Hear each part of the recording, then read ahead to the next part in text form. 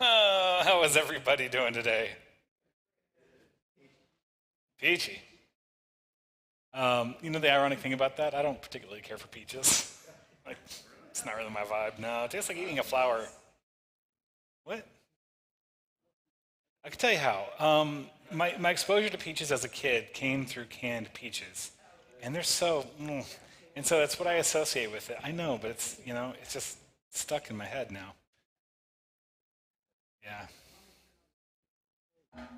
Well, I mean, I've had fresh peaches, and it's fine, but I think the same thing happened to pineapples too. Yeah, don't like pineapples. They also they don't like me either, kind of. But yeah, um, gosh, riveting stuff at Bible study this morning, isn't it?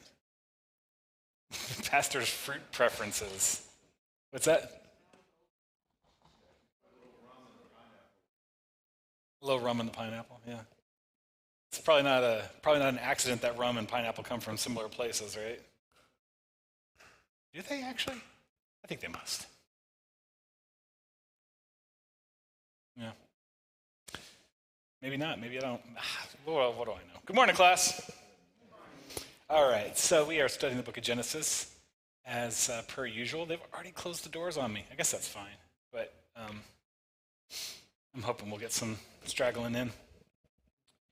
So we are deep in the family drama of Abraham, Isaac, and now Jacob. Before we do that, quick fly through creation. God made all that is from nothing, which is a really handy explanation for where it all came from. It's better than what our best scientists can give us today.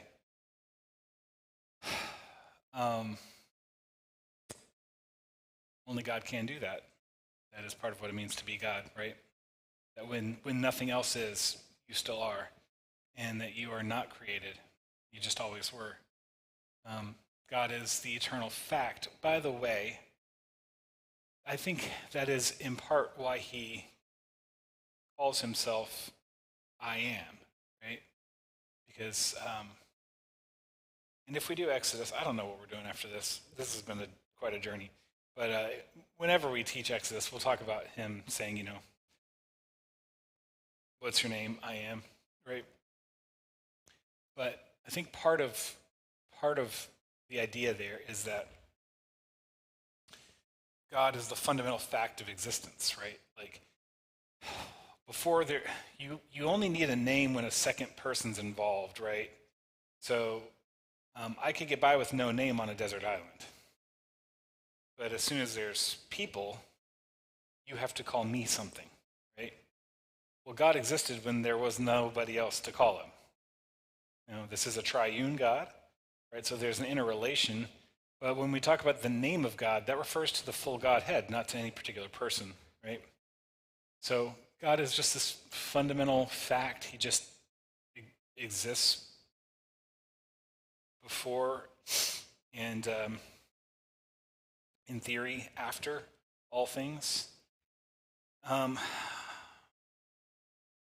say in theory because what is to come is an eternal kingdom, so I don't think there's going to be any after.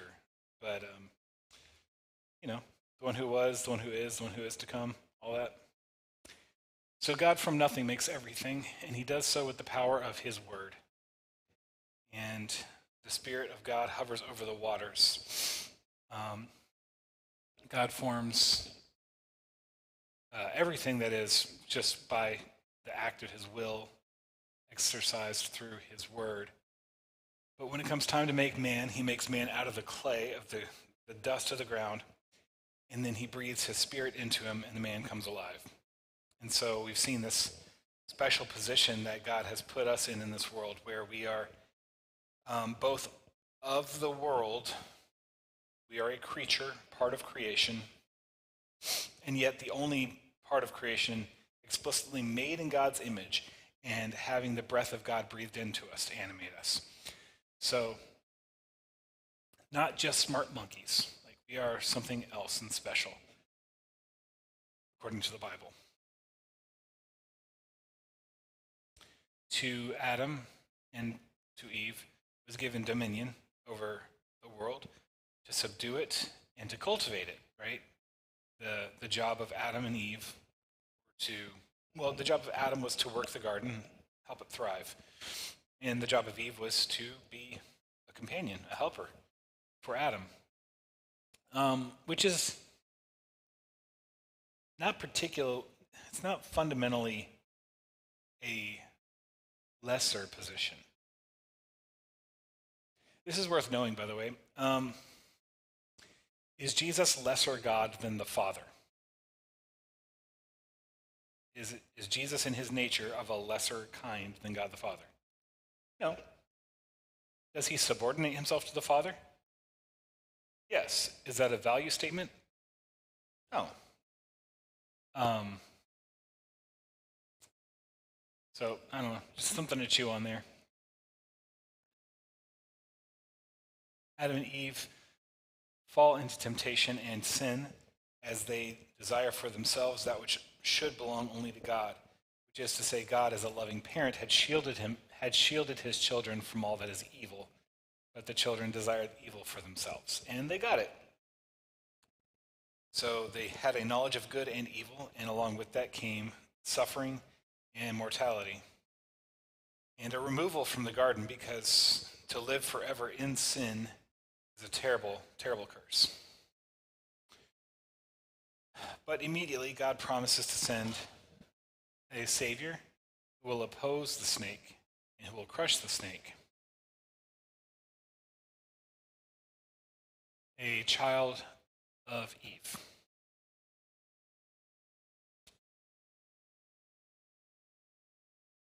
Immediately, we are told the story of Cain and Abel, two brothers who are engaged in worship, but not evenly. The implication of the story is that Abel puts his full heart into it and Cain does not. And God is pleased with the sacrifice, reflecting real sacrifice, and he's not pleased with whatever it is Cain brought. And Cain, rather than heed the call to repentance that God gave him, chose to take vengeance on his brother. Not vengeance, that's not the right word. Chose to take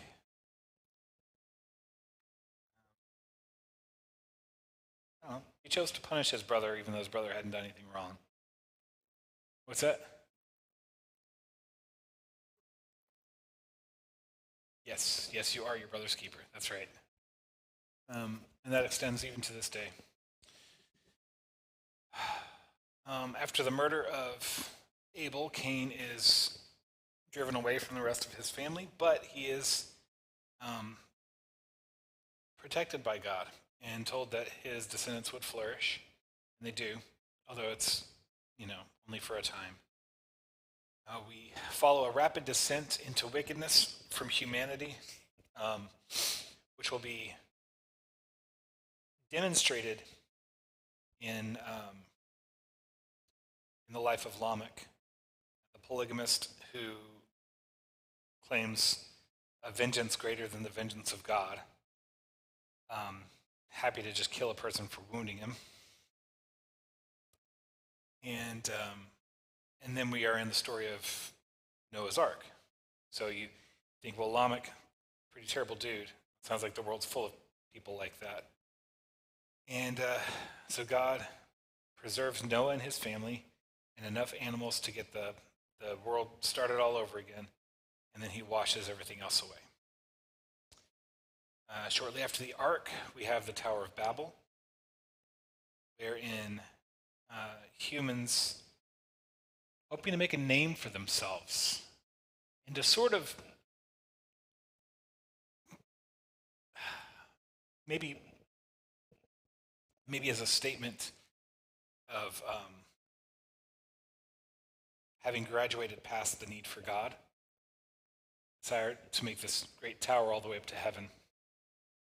And God frustrates their plans, and he fractures their languages. Interestingly, on this Pentecost day, we'll see God reverse that in a sense.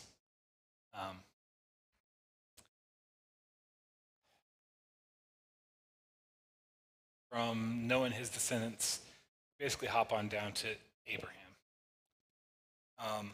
And you all know the story of Abram and Sarah at the spry young age of 75. Abram is told to leave his father's house, finally go out and make something of yourself. Freeloader. And he takes with him Lot, his nephew, and their respective wives. And they go on to Canaan, the land that God is promising them. And this is interesting, right? Because we're in the book of Genesis right now. And when we think about the book about the promised land, we usually think of Exodus. But actually, this goes back to Abram, even really to Terah, because Terah, Abram's father, was on his way to Canaan. He just stopped, settled down in Haran, I believe. So yeah, God takes Abram to Canaan and says, I'm going to give you this land, you and your descendants. There will be a 400-year period where you're captive, but then I'll set you free and I'll bring you back to this place. Yep, he says all that to him. He promises to flourish Abram, to give him descendants as numerous as the stars in the sky. He promises this to him several times. And you can imagine that Abram might need reminders after decades go by and he still doesn't have an heir, right? Abram and Sarai eventually become Abraham and Sarah as God reiterates the promise yet again. But in the meantime, their faith is up and down. It wavers. He follows, but then he lies because he's fearful. He does what's right, and then he does not. Sarah laughs at God when he promises to send a son, to give them a son. You know, in their impatience, Sarah, and Abram agrees, takes an Egyptian servant, Hagar, and Abram fathers Ishmael. But that's not God's plan, and they could have and should have known that. So when God reiterates the promise, like the final time before he actually delivers on it, he's very explicit with Sarah. He's like, no, it's through you that he'll get a son. I know you've already been through all the things that make a woman not have babies. I get it, but you're still going to have a child. And lo and behold, within a year, she does. They named the child Isaac because Isaac means laughter, laughing. And it's a reminder of Sarah. It's a couple of reminders. You know, on the one hand, it's a reminder that even when she was unfaithful, like, you know, not believing, lacking faith, when she was unfaithful, God was faithful, right? So we remember the laughter for that. We have to remember the laughter because it's joy. And it's kind of absurd. And sometimes you laugh at absurd things. And that's great. And, you know, it is a miracle. Like, it's crazy that you're having a baby at, how old was she, 90? And yet, God has done it. Isaac is precious to Abraham. And God is quite clear through Isaac that his promises will be fulfilled. And so it must have come as quite a shock to Abraham when God told him to take Isaac up the mountain and sacrifice him. But Abraham obeys. And according to the writer of Hebrews, he does so not necessarily understanding, but figuring that God has some way of raising Isaac from the dead because God made a promise. And so Abraham is willing to follow even though he doesn't understand how. He simply trusts that God is good to his word. And as the sacrifice is about to happen, of course, God provides a substitutionary sacrifice in the shape of a ram caught in the thicket. And Abraham is quite glad for that, as we all would be in his position. After Sarah passes away, she dies before Abraham. Abraham buries her out of sight, but not far. And he gets to thinking, well, now there's no woman to take care of Isaac. So we need to get him married. And he doesn't want Isaac to marry any Canaanite woman. And so he sends his servant back to Haran to find a good girl from back home. And through prayer for a sign and some faithful, careful listening, God shows Rebecca. She is a servant, and she is agreeable and comes back and is happily wed to Isaac. And they have inherited this promise of many nations, but Isaac's still an only child. So that many nations is going to have to come from them now, right? Well, Rebecca has gone a long way and still not had a baby, and they're starting to get twitchy about it. But eventually, God says, yes, it's going to happen. And when she gets pregnant, it's a difficult pregnancy. Not necessarily a difficult delivery, but during the pregnancy, there's just so much jostling. She's having twins. How wonderful. And they already don't get along. Yeah. She asks God about it, and God says, well, they're going to struggle with each other. And the older is going to serve the younger. Babies are born, and on the day that they're born, the first one comes out, red and hairy. Again, he sounds like an orangutan to me.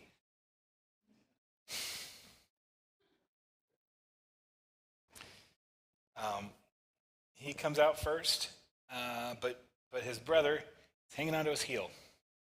Comes right out. We call him Esau, the firstborn, and Jacob, which means heel grabber, the second. And that sort of sets the stage for the rest of how they interact with each other. Jacob and Esau, of course, grew up in the same house. Dad likes manly man, Esau, hunter. He likes to go out and hunt wild game. Never mind the fact that they have flocks, right? They do have herds, but Esau likes to go out and hunt. Dad likes that. But Jacob stays home. Jacob is mom's favorite. And also mom kind of knows what's going to happen. One day, and I don't know if Rebecca put Jacob up to this or not, or if it was just this is the way Jacob thinks. One day Esau comes home after hunting all day. Seems like maybe he didn't get anything, but he's so hungry. He's so hungry he's going to die. He's like as hungry as an 11-year-old boy, right? At like 1 o'clock in the afternoon if he hasn't had lunch. And Jacob says to Esau says, "Yo, give me some stew." And Jacob's like, "What's it worth to you? Would you trade it for your birthright?" And Esau's like, "Come on, man, give me some stew." And Jacob's like, "Okay, but birthright first." And Esau's like, I'm so hungry, I'm gonna die, and what good is a birthright to a dead man? I thought you were the big tough guy, right? And so he hands over his birthright, verbal contracts being binding apparently, and so Jacob gives him the stew. Esau is salty about this for the rest of his life, pretty much. I'm not proud of either boy in this story. Jacob, of course, being conniving and manipulative.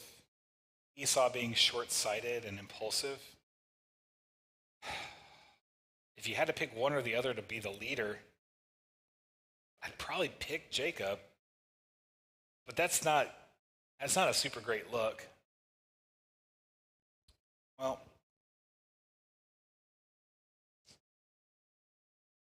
Isaac's getting along in years. His eyesight's failing. He knows he's gonna pass away sometime soon. Not sure when, but soon. He wants to make sure he's got all of his affairs in order. So he calls Esau in and says, "Hey, I want to give you my blessing. I want to impart to you your inheritance, in a sense, right? So go hunt me up something good. Go on back. I'll eat it and feel refreshed and ready to bless you." And Rebecca gets wind of this, and she calls Jacob and says, "Hey, we have a limited window. Okay, I need you to go slaughter a sheep. We're going to cook it up real fast, or a goat. We're going to cook it up real fast, and then you're going to bring it in to your dad, and you're going to get the blessing that he wanted to give to Esau." And so they put, goat fur on his arms so that he can be hairy, like animal hairy. And he wears Esau's clothes, so he smells like Esau. Brings in the food, fools his father. His father gives him the blessing, which is, it's very nice, most of it. Like, hey, you're going to flourish. The land will support you. The dew will nourish you. People who bless you will be blessed. Those who curse you will be cursed. Oh, and your brother, you'll rule over your brother. Okay. Esau, just as Jacob's leaving, Esau's coming in. "Hey, Dad, I got the food for you." You, you know. And as it turns out, Isaac recognizes that he's been deceived, and they both have a good cry together. And Esau says, "Well, can't you give me some kind of blessing?" And so he gives him the blessing he's got left over. And Esau hates his brother henceforth, even more so. And I think that brings us almost up to where we were, just a little bit more. So the end of, or actually at the beginning of chapter 28, Rebecca, mom, knows Esau is bragging or comforting himself with the idea that when Isaac passes, he's going to kill his brother. I don't know what kind of psychopath takes comfort in that, but that's what it says. So Rebecca hears about that, and she's like, "I don't want to lose both my husband and my son on the same day. You need to get to Laban's house. My brother, your uncle. You need to get to Laban's house." So Rebecca goes to Isaac and says to him, "Hey, I've been thinking about Jacob. He needs a wife. Esau already has a couple wives. They're Canaanites, and that makes us miserable. They're harpies. Like, we need to get him a good wife. Any thoughts?" And Isaac's like, "Well, you came from Haran. Your uncle Laban, or your brother Laban lives there. Why don't we send him to Laban's house to go find a wife?" Baby, that's so smart. So smart. I love it. So like, it's probably a genuine concern, but also this is clearly a timely manipulation too. We got a soap opera of a book here. So anyways, Isaac sends Jacob to the house of Laban. And that's where we left off last week. So we are on chapter 28, verse 6. "Now Esau saw that Isaac had blessed Jacob and sent him away to Padan Aram to take a wife from there. And that as he blessed him, he directed him, 'You must not take a wife from the Canaanite women.' And that Jacob had obeyed his father and his mother and gone to Padan Aram." Okay. Esau already has 2 wives, and they are from where? Canaan. Yeah, they are Canaanites. So here, Dad doesn't want him to take a Canaanite wife. I've got Canaanite wives. You know what I need? So when Esau saw that the Canaanite women did not please Isaac his father, Esau went to Ishmael and took as his wife, besides the wives he had, Mahalath, the daughter of Ishmael, Abraham's son, sister of Nebaioth.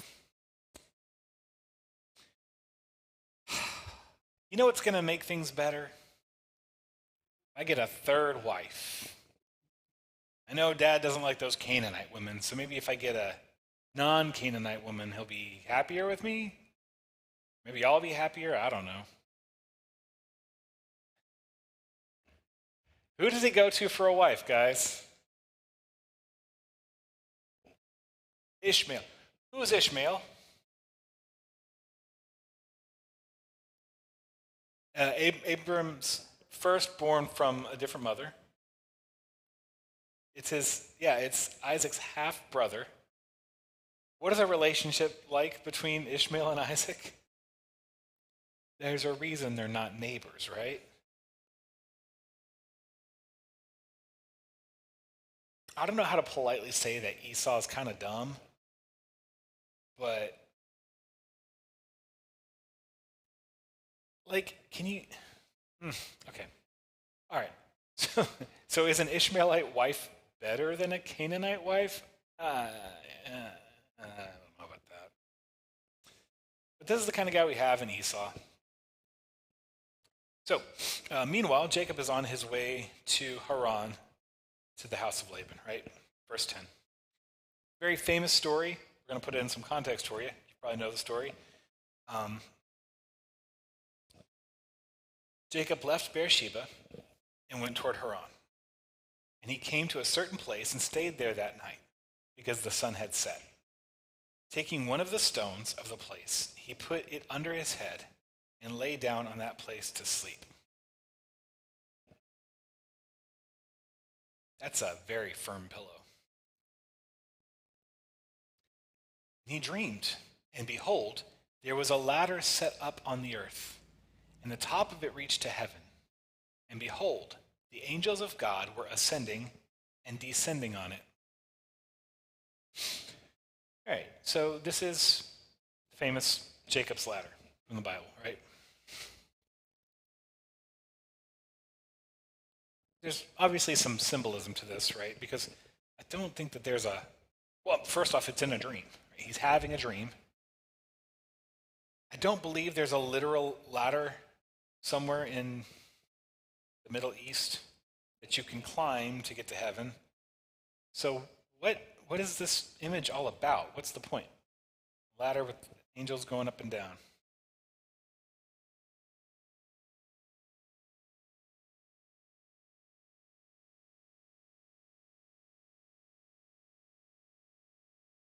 Do you own a ladder?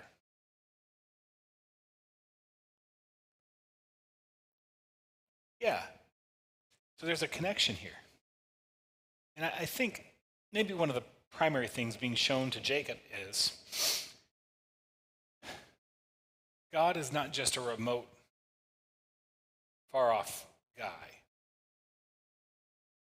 He's got workers going up and down, coming down, doing work, going up and making reports. Like, God's actually, he's enthroned on high,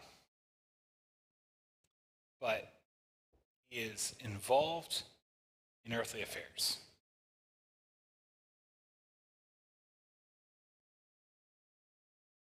And behold, the Lord stood above it and said, I am the Lord, the God of Abraham, your father, and the God of Isaac. The land on which you lie I will give to you and to your offspring. Your offspring shall be like the dust of the earth, and you shall spread abroad to the west and to the east, to the north and to the south, and in you and your offspring shall all the families of the world be blessed. Behold, I am with you and will keep you wherever you go and will bring you back to this land. For I will not leave you until I have done what I have promised you. All right, so this promised about descendants like the dust of the earth. Does that sound familiar? Where have we heard that before?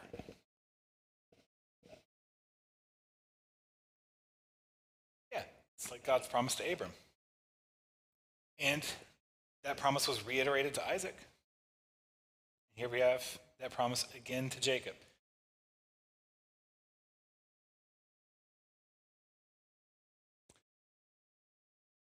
What does it mean that through this family, all the people of the earth will be blessed? Well, let's hold on to it. I will call on you in a moment to tell me. But before, let's think about why that might be complicated. When you get to the book of Judges, 1st and 2nd Samuel, the book of Kings, you're going to hear about a lot of Israel fighting people and killing people. And what a blessing. I have blessed you with my sword.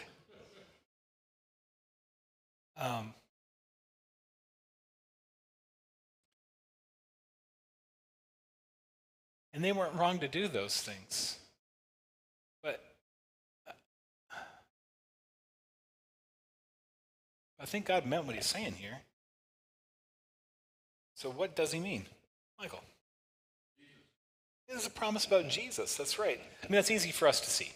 Yeah? But you can draw a straight line forward to Jesus, but also backward to Adam and Eve. It's the same promise the whole way through. And this is an important thing for you to understand. I have told you many times before, and I will continue to tell you. The people of God are always and have always been the people of God by faith in God's promises. Period.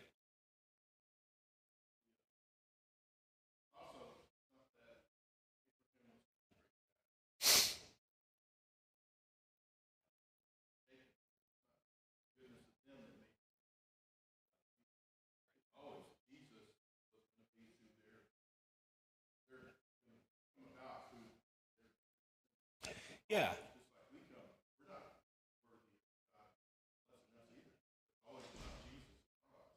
That's right. Yes. Yeah, and I think this is worth kind of hanging a lantern on, right? What humans would often think is that God is saying, I will steward your genes into the future, right? Like, this promise is for those who have descended from your loins. But no, actually what's happening here is that these people are stewards of the promise. And that's the inheritance. And this is the way that Jesus will speak to Pharisees and others about what it means to be a descendant of Abraham. Jesus' definition of a descendant of Abraham has nothing to do with genetics, right? If you were children of Abraham, you do the works that Abraham does, which is to believe in the Son. Right? Right. From these stones, God could raise up children for Abraham. It's not about the genes. It's about the promise. That's what makes you God's people. All right. Moving along.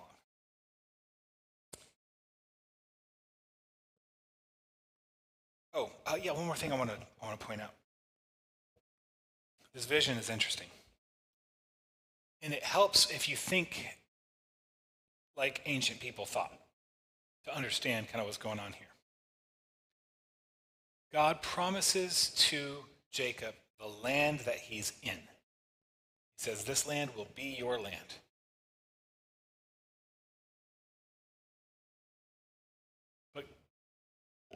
But listen to this. I am with you and will keep you wherever you go and will bring you back to this land. Meaning God's not just here. Jacob leaves the land. God goes with him and will bring him back here. For I will not leave you until I have done what I have promised you. The ancient world tended to think of gods locally, right? A god resides here. And what we'll see is that Jacob kind of does too. He doesn't fully get it, and that's okay, right? A lot of people in Scripture don't fully get it, and that's okay. They're humans. We all have our limitations. But this whole idea of the Jacob's ladder is that God is in heaven. He's not the God of the Canaanite region. He's God above it all. And wherever Jacob goes, God will be with him. So God's not local, right? But this location has been promised to Jacob. Now, what's that? Jonah knew it but didn't know it. He knew it but he didn't know it, right? Right? He tries to flee from the presence of God, and when he's asked by the sailors, "Who is your God?" he says, "I serve the God of heaven and earth who made the seas." Where are you going to go? All right. Then Jacob awoke from his sleep and said, "Surely God is in this place. I did not know it." He was afraid and said, "How awesome is this place! This is none other than the house of God. This is the gate of heaven."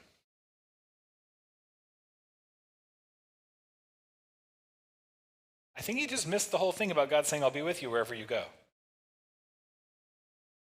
He's kind of hung up on the place. I think it's great, though, that he recognized the presence of God, right? And he's going to do something here that's going to be good and Abrahamic as well. But before we get there, I think I've shared with you the story before. You all know the story of the burning bush, right? Moses sees the burning bush, he approaches it, and God says to him, "Take off your shoes, you're on holy ground."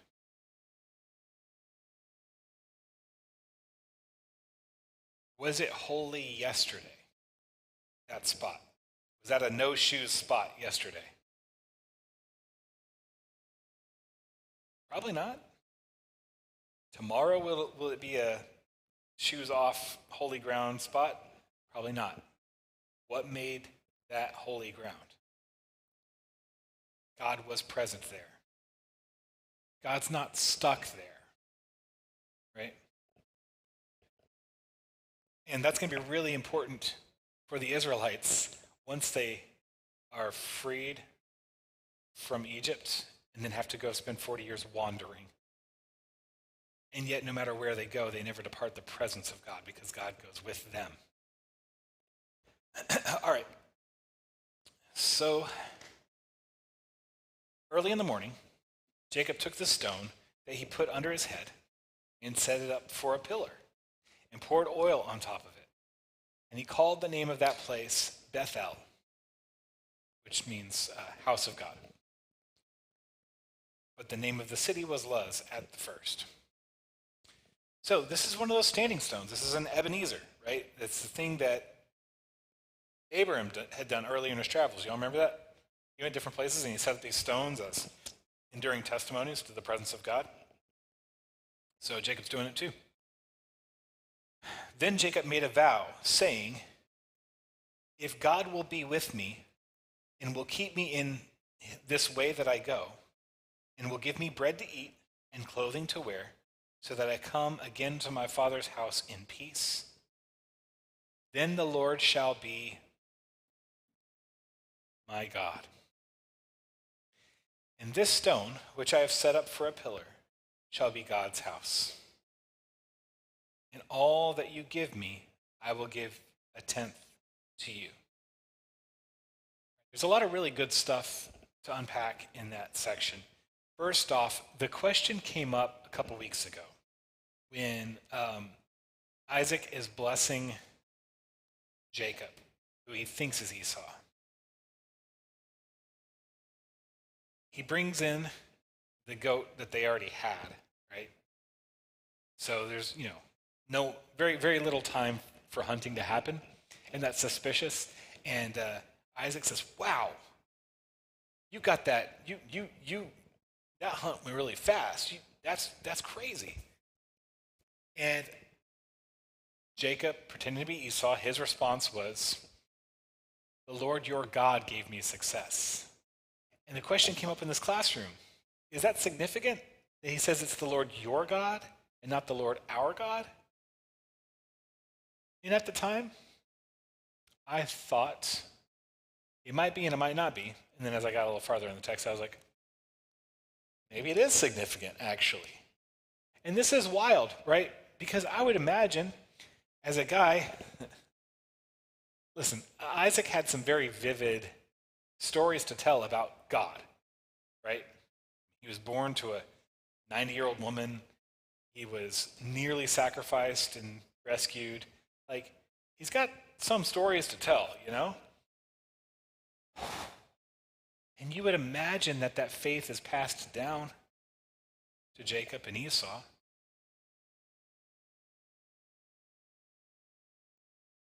But maybe it's not. Whether that's Isaac's shortcoming of just not raising them in the faith or thinking that this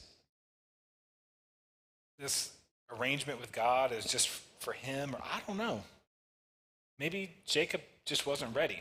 But here, Jacob has his confirmation, right? Ah, yes, the faith of my father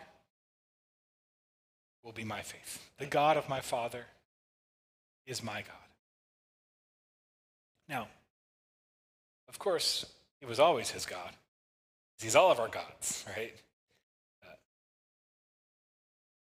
That sounded weird, but I don't think it was. He's God of us all. But not everybody recognizes that, right? And so here, he's having that recognition to say, yes, the God of my father and his father, I will worship. And then he goes on to say, if God is faithful to me and he provides for my needs, then not only will I call him my God, but I will give to him a tenth of everything he gives to me. Which is like a pretty good understanding of tithing, right? Like, he doesn't say, I'll give to him a tenth of everything I have. He says, I'll give to him a tenth of everything he has given to me. And I think if you're reading this with sharpness, it seems like he's mostly just talking about this journey to go get a wife. But, there's context there, right? Why is it now that he's going to get a wife? What's the inciting incident that sends him there now? Yeah, he's on the run from his brother. And that's got to be weighing on his mind. In fact, during this whole trip, he's got to be thinking like, I don't know how this future is going to play out. I can hide out for a while. My dad will not live forever. Do I ever get to come home? Rebecca's plan is stay over there until your dad has passed away, and then until your brother has calmed down a bit. But there's no guarantee that he's going to calm down. But here you have a promise of God saying, I will bless you and flourish you. You will have descendants. Have a future. Which for Jacob right now is very uncertain.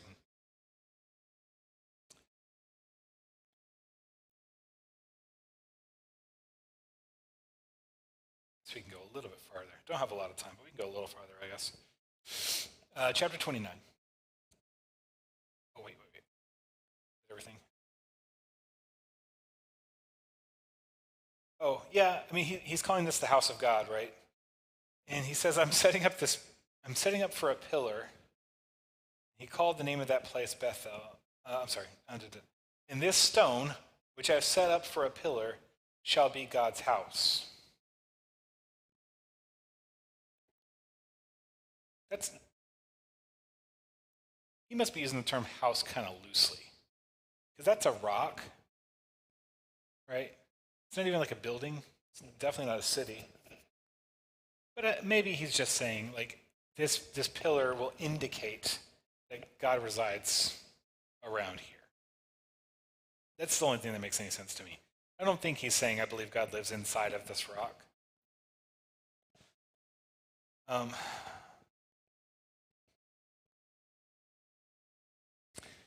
Chapter 29. Then Jacob went on his journey and came to the land of the people of the east. And as he looked, he saw a well in the field, and behold, 3 flocks of sheep lying beside it. For out of that well the flocks were watered. The stone on the well's mouth was large. And when all the flocks were gathered there, the shepherds would roll the stone from the mouth of the well and water the sheep, and put the stone back in its place over the mouth of the well. If you're imagining like a column with a wreath of stones and that like cranky bucket thing to get the water, that's probably not how these wells work. They're probably more like a pit, it's kind of dug at an angle so you can descend into it. You hit the water table so you got like a pool there to draw from. So you can imagine how herds could actually go down in there, get watered, and then be driven back out, and then they cover it up.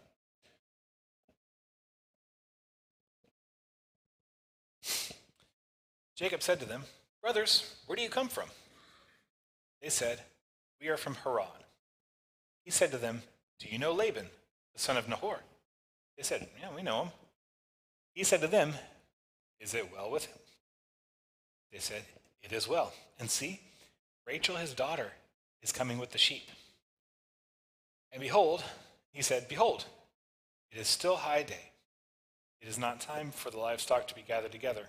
Water the sheep and go pasture them." But they said, "We cannot until all the flocks are gathered together and the stone is rolled from the mouth of the well. Then we water the sheep."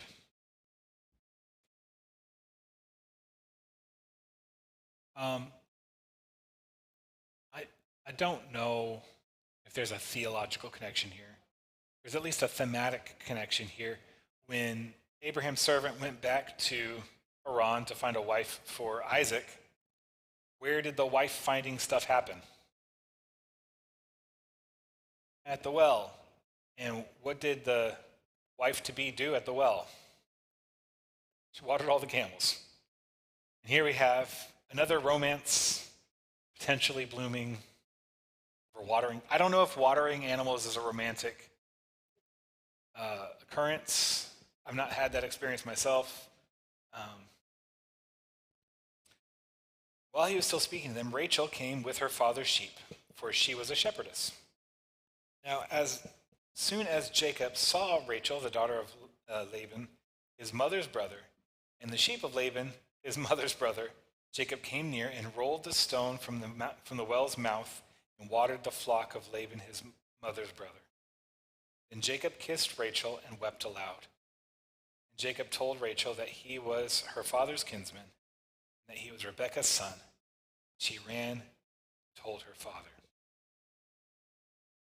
I am probably going to stop right there. Now, who was the one that watered the camels? Who was that character?